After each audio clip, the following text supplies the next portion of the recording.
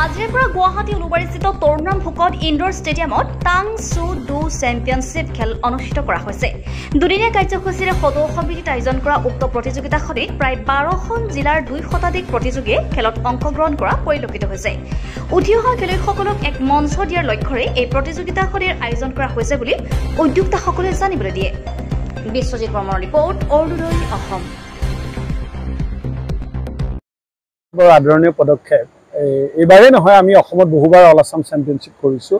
আমাৰ ল'ৰা ছোৱালীবিলাকে দিল্লী বা অন্য ৰাষ্ট্ৰীয় পৰ্যায়ৰ খেলতো অংশগ্ৰহণ কৰিছে। আমাৰ টাংচুডু বা কোৰিয়ান কাৰাটে এই আৰ্টটোৱে আমাৰ অসমলৈ আমাৰ ল'ৰা ছোৱালীয়ে যথেষ্ট গৌৰৱ কঢ়িয়াই আনিছে। কিন্তু এইবাৰ আমি আমাৰ দেৱজিৎ গগৈ ক'লে, আমাৰ প্ৰধান সম্পাদক, যে এইবাৰ আমি অসমত ৰাষ্ট্ৰীয় চেম্পিয়নশ্বিপ নেশ্যনেল ইভেণ্টটো পাতিবলৈ মনস্থ কৰিছোঁ। ইতিমধ্যে 2025 জানুৱাৰীত আমি থিৰাং কৰিছোঁ আৰু আশা কৰিছোঁ ভাৰতবৰ্ষৰ গোটেই ৰাজ্যৰ পৰা যিসকল খেলুৱৈ ইয়াতে আহিব আৰু আমাৰ অসমৰ আমাৰ খেলুৱৈ আমাৰ ষ্টুডেণ্টছবিলাকেও ভাল পাৰফৰ্মেঞ্চ দেখাব পাৰিব।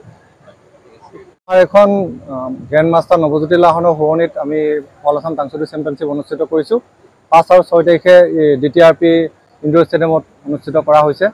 অসমৰ প্ৰায় 10-12খন ডিষ্ট্ৰিক্টে ইয়াত অংশগ্ৰহণ কৰিছে।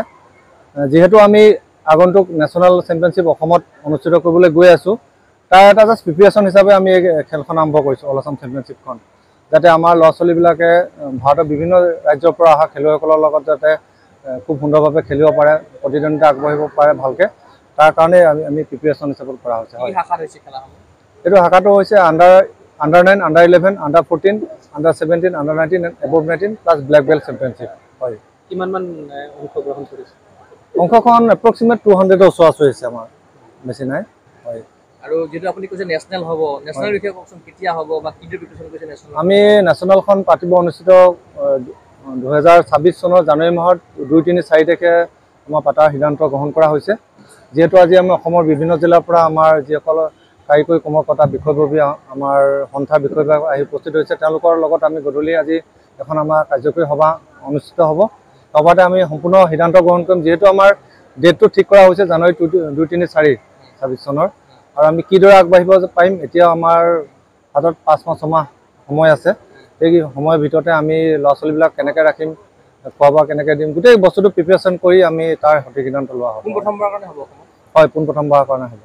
আৰু এটা ভাল খবৰ আছে, যদি আমাৰ ফেডাৰেশ্যনে দিয়ে, আমি এছিয়ান চেম্পিয়নশ্বিপো খুব সম্ভৱ অসমতে অনুষ্ঠিত কৰিম। হয়,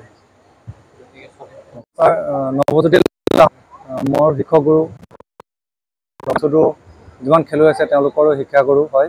তেখেতে 1984 তেখেতে অসমলৈ আৰ্টটো আনিছিলে।